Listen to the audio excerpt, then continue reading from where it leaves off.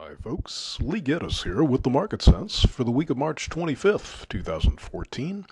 The charts that I stare at all day long that I'll be showing to you come from the Trade Navigator software. And we're looking at a weekly bond market chart here, and you can see we've had a rather small week so far, but that's within the realm of what? 2, 3, 4, 5, 6, 7, 8, a bunch of weeks on the side here. Now, the fact that we have this low here and then a little double bottom up above that is a bullish signal. Doesn't necessarily mean that this didn't take care of that bullishness though.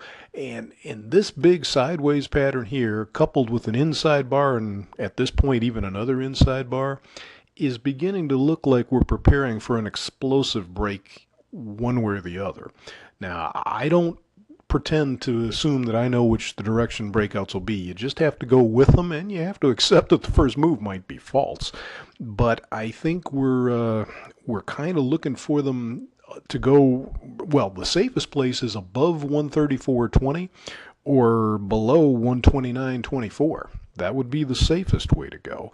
The tight ranges between the upper and lower moving average here. The upper moving average is 133.28, so going above that might be significant. Or going below 131, well, let's call it 131 even. It's like 03, so let's call it even. As you can see, what they've done this week is they've held that middle moving average is about 132.14. They kind of held that and looks like they're trying to go up, but they haven't done anything impressive so far. So again, tiny little ranges shrinking down in the midst of a bigger sideways pattern. It's leading to an explosive breakout at some point. Shouldn't be too much longer. I can't really tell when. Just got to go with them when they go. Now, in stocks, we actually have somewhat of a similar situation here. And I think this is really kind of important to realize this because the media certainly was talking about the big sell-off from the highs and what's wrong with the market and all that kind of stuff. But when you look at it on a weekly basis, you can see we've done nothing for the last last 3 weeks actually. We've up made this high and then we're nothing but sideways.